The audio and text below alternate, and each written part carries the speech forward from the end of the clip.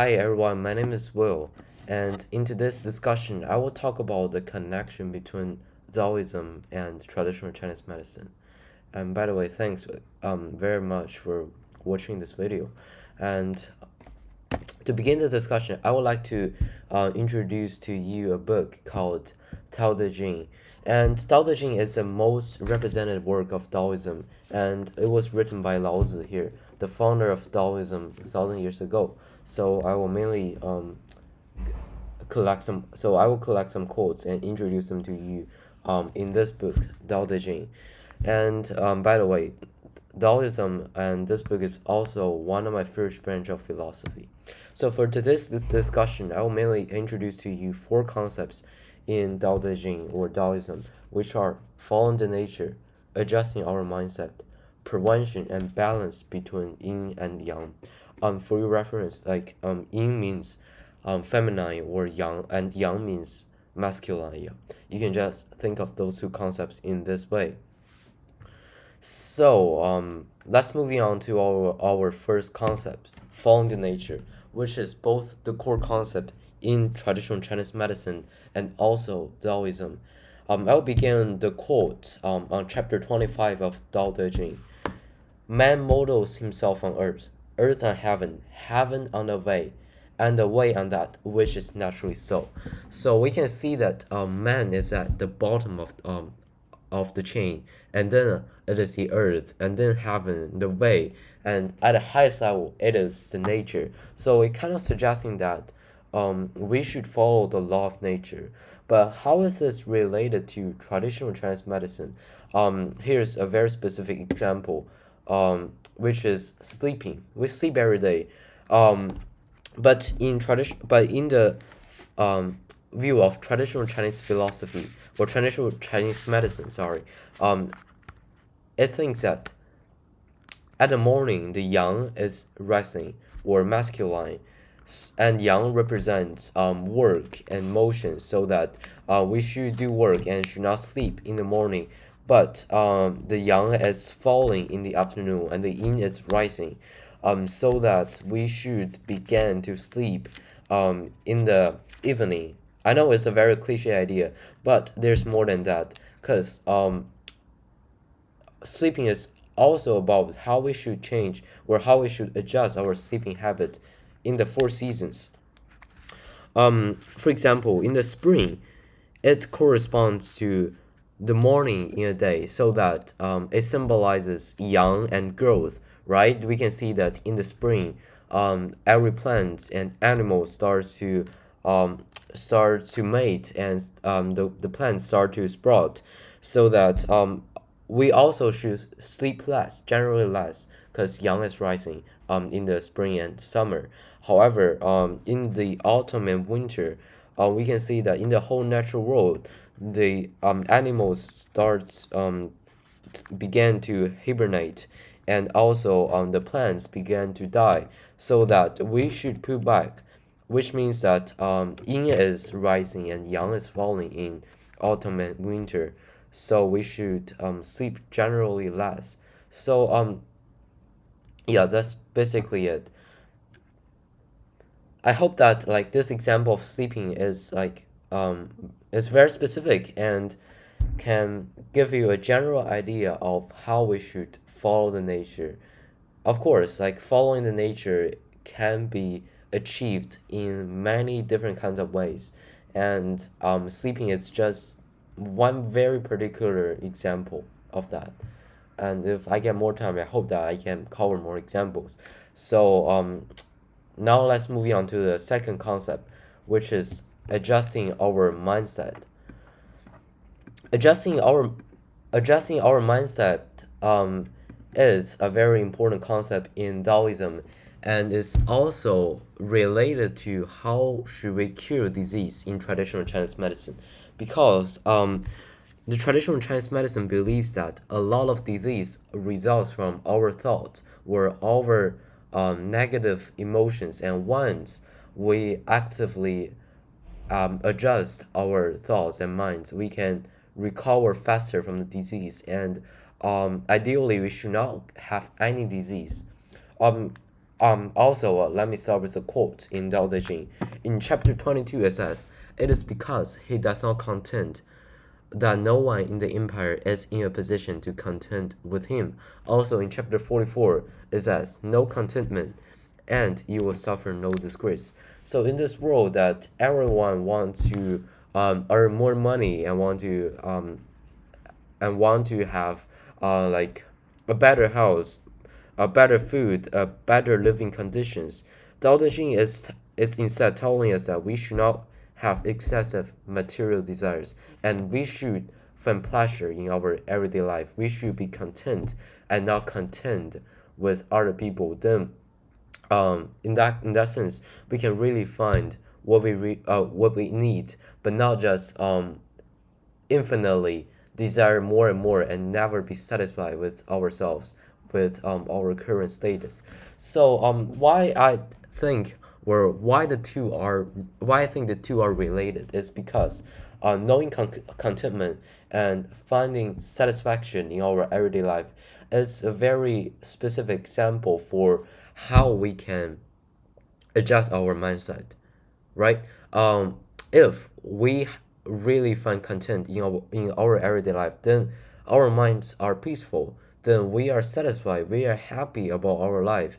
Then does that mean we have a healthier mindset, right? Yeah, if you think of this idea, it's actually very obvious because if we have a better emotions in a disease, then we can recover faster. I think this has also been proven by science. And here I'm just offering an alternative explanation for this, right? And next, there's also a very important concept of prevention in Taoism, and it is, I would say, the most important way for curing disease in traditional Chinese medicine, and is also the key factors that distinguishes Western to Western medicine to Chinese medicine. I will also start with a quote from chapter 63. It says, "Lay plans for the accomplishment of the difficult before it becomes difficult. Make something big by starting with it when small. Difficult things in the world must needs have their beginning in the easy. Big things must needs have their beginnings in the small." I would say it's actually a life philosophy being expressed here. As I'm a student, I have done quite a lot of research paper, and when I'm doing a research paper, I cannot do it or I cannot write it in the last day of the deadline because I need time to do literature review. I need time to find past papers online, and all of these things are preparations for the big. So if I want to complete this big task, this complex task, I need to start it with the small things. That is to maybe read some book, do some literature review, etc.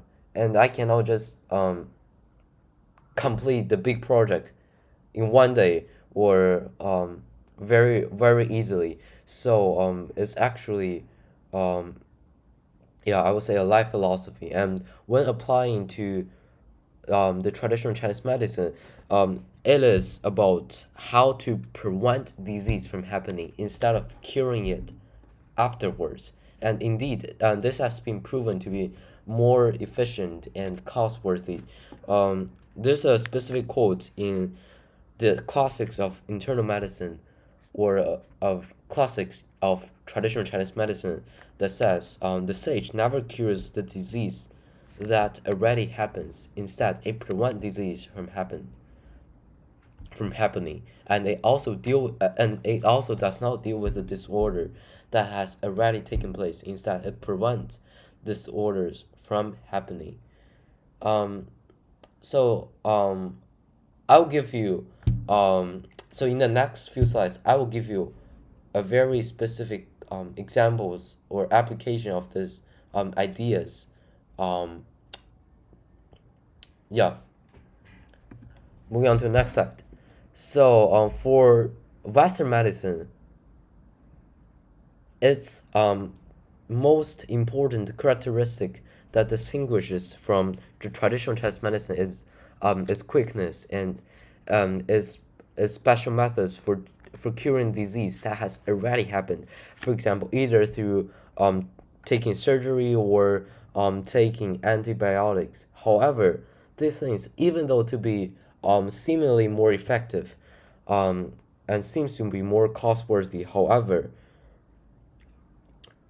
they generally cost more, right? They definitely cost more money. When doing a surgery, you need to spend a huge amount of money, and also, um, they have more negative consequences to our body, and they may also create a lot of environmental pollutions. However, if we prevent those disease from happening in our everyday life, it is more cost worthy. It is more um, time efficient. Um, it is more environmental friendly. It has no harms at all to our body. And how can we do that? We can start with maybe varying more in a cold season, like wearing appropriate clothes in different seasons, and not to get cold from outside. Also, maybe eat a light supper, right? That will also benefit our body and our whole like stomach and digestion system, and also maybe practicing some kung fu like tai chi here is also beneficial to our body. So it's kind of saying that when we can do those small things in our daily life very well, then we will not have any big disease. Don't think that this idea is a superstition or something that cannot be achieved. Indeed, this is real. This is definitely real. If we do those small things very well in our daily life, then like wearing proper clothes, eating not too many foods, and maybe with practicing kung fu, then we would effectively prevent those big disease from happening. So moving on to our last concept here. The last concept is about balance. So balance is all about how our natural world functions, and also how our body functions. There's a specific quote in chapter 77 of Tao Te Ching that says, "It's not a heaven like the stretching of a bow. The high it presses down, the low it lifts up, the excessive it takes from, the deficient it gives to. It is the way of heaven to take from what has in excess, in order to make good what is deficient." So a very specific example in the natural world that demonstrates this idea is water.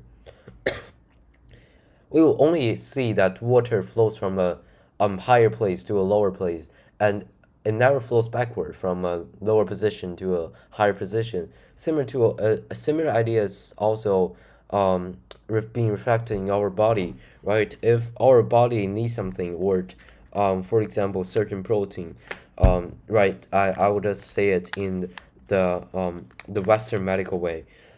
Our um like the part of the body will reflect that demand to our brain, and after our brain gets that demand, then it will either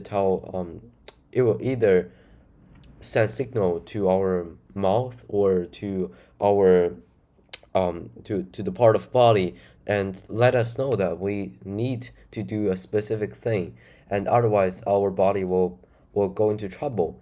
So I would say, yeah, it it just reflects that our body is a very delicate machine, and it knows what we need, and it knows when it is not in balance. Also, like the traditional Chinese medicine believes that the front part of our body represents yin or feminine, but the back part of our body represents yang or masculine. And once the two things are in balance, then we will not have any disease. But when the two things are imbalanced, then that's how we get disease. So that's basically it. Balance is very important. So in summary, if you don't get any of the things above, either because I haven't explained it clearly, or because the concept is so abstract, I want you to remember that Chinese medicine is not based on science similar to Western medicine. Instead, it is derived or it originates from our everyday experience of curing disease or our experience with our body, and is plus it is a philosophy. It is a philosophy for curing disease, right? I think this is clearly reflected in the concept that focuses on following the nature, the prevention, um, adjusting our mindset, and also the balance is a philosophy, I'll say.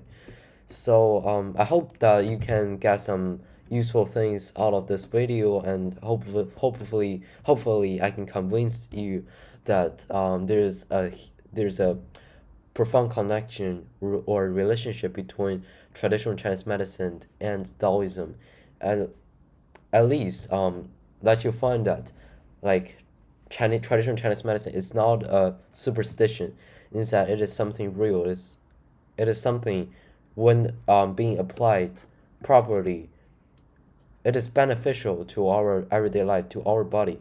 And that's the end of my presentation. Thank you very much.